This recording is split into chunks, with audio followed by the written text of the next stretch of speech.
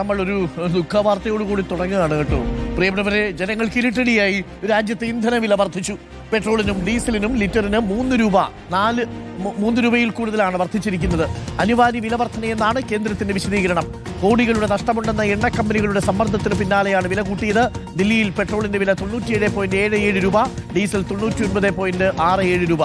തിരുവനന്തപുരത്ത് പെട്രോൾ 110 രൂപ കടന്നു. 110 രൂപ 76 പൈസ, ഡീസൽ 99 രൂപ 64 പൈസ.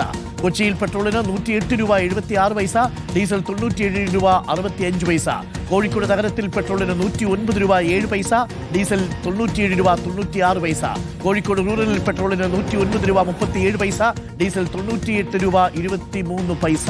നോബൽ മാരിക്കാരനും ഗോപാൽ ശീലാസനും ഷഹദ് റഹ്മാനും അർജുൻ മട്ടന്നൂരും തത്സമയം വിവിധ ഇടങ്ങളിൽ നിന്നും ചേരുന്നു. ആദ്യം നോബൽ മാരിക്കാരനിലേക്ക്. നോബൽ മാരിക്കാരൻ, ഒടുവിൽ നമ്മൾ റിപ്പോർട്ട് ചെയ്തത് പോലെ തന്നെ ഇന്ധനവില കൂട്ടിയിരിക്കുന്നു. റിസൾട്ടൊക്കെ വന്ന് എല്ലാ സംസ്ഥാനങ്ങളിലും മന്ത്രിസഭയൊക്കെ രൂപീകരിച്ചതിന് ശേഷം ഇതാ പതുക്കെ ഇന്ധനവില കൂട്ടിത്തുടങ്ങി. ആദ്യഘട്ടത്തിൽ 3 രൂപ വീതമാണ് കൂട്ടിയത്. നമ്മൾ പ്രതീക്ഷിച്ചതുപോലെ ഇനിയും അങ്ങോട്ട് കൂടാനുള്ള സാധ്യതയുണ്ട്.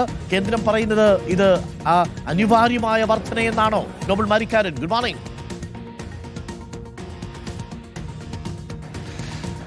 Arun, good morning. എന്താണെങ്കിലും നമ്മൾ നേരത്തെ തന്നെ പറഞ്ഞതാണ് ഇന്ധനവിലയിൽ വർധനവ് വരും എന്ന്. ആ വർധനവ് എന്താണെങ്കിലും ഇപ്പോൾ എത്തിയിരിക്കുന്നത് 3.04 രൂപയാണ് ഇപ്പോൾ വർദ്ധിപ്പിച്ചിരിക്കുന്നത്. ഇതോടെ പെട്രോളിനും ഡീസലിനും വില വർധന ഉണ്ടായിരിക്കുന്നു. ഇത് ജനജീവിതത്തെ ബാധിക്കും എന്ന കാര്യത്തിൽ യാതൊരു സംശയമില്ല. നിലവിൽ കേന്ദ്ര സർക്കാർ ഇതുമായി ബന്ധപ്പെട്ട് വ്യക്തമാക്കുന്നത് ക്രൂഡ് ഓയിൽ വില, പ്രത്യേകിച്ച് പശ്ചിമേഷ്യൻ സംഘർഷവുമായി ബന്ധപ്പെട്ട് ഈ ഹോർമോസിൽ കൂടെയുള്ള ഗതാഗതം അടക്കം തടസ്സപ്പെടുന്ന സാഹചര്യമുണ്ട്. ഈ പശ്ചാത്തലത്തിൽ വലിയ തരത്തിൽ ക്രൂഡ് ഓയിൽ വില ഉയർന്നു നിൽക്കുന്നു. എണ്ണ കമ്പനികൾക്ക് പ്രതിദിനം 1000 കോടി രൂപയുടെ നഷ്ടം, പ്രതിമാസം 30,000 കോടി രൂപ നഷ്ടം എന്നാണ് അവർ വാദിക്കുന്നത്. എണ്ണ കമ്പനികളുടെ സമ്മർദ്ദത്തിന് വഴങ്ങിയാണ് ഇപ്പോൾ എന്താണെങ്കിലും ഈ 3 രൂപയുടെ വർധന എന്താണെങ്കിലും വന്നിരിക്കുന്നത്. നമ്മൾ നിൽക്കുന്നത് ദില്ലിയിലെ ഒരു പെട്രോൾ പമ്പിലാണ്. ദില്ലിയിലെ ഒരു വില എന്ന് പറയുന്നത് പെട്രോളിന് 97.77 രൂപയാണ്.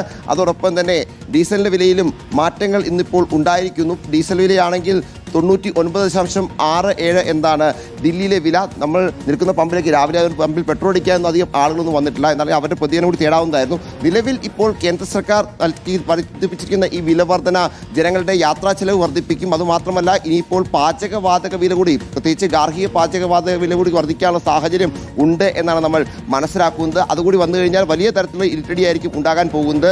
എന്താണെങ്കിലും നിലവിലത്തെ സാഹചര്യത്തിൽ ഈ ഇന്ധന വില വർധന ജനജീവിതത്തെ വലിയ തരത്തിൽ ബാധിക്കും. കേന്ദ്ര സർക്കാർ പല ഘട്ടങ്ങളിലും പറഞ്ഞത്, പ്രത്യേകിച്ച് പ്രധാനമന്ത്രി അടക്കം കഴിഞ്ഞ ദിവസങ്ങളിൽ വലിയ വാദങ്ങൾ, നിയന്ത്രണങ്ങൾ വേണമെന്നൊക്കെ ആവശ്യം ഉന്നയിച്ചിരുന്നു. കാരണം നിലവിലത്തെ സാഹചര്യത്തിൽ ഈ ഇന്ധന പ്രതിസന്ധി വലിയ തിരിച്ചടിയാണ് ഉണ്ടാക്കുന്നത് എന്നാണ് പ്രധാനമന്ത്രി അടക്കം പക്ഷം. എന്താണെങ്കിലും നിലവിലത്തെ സാഹചര്യത്തിൽ വില വർധന ഉണ്ടായിട്ടുണ്ട്. നമുക്ക് 2-3 ആളുകൾ പെട്രോൾ അടിക്കാനൊക്കെ വന്നിട്ടുണ്ട്.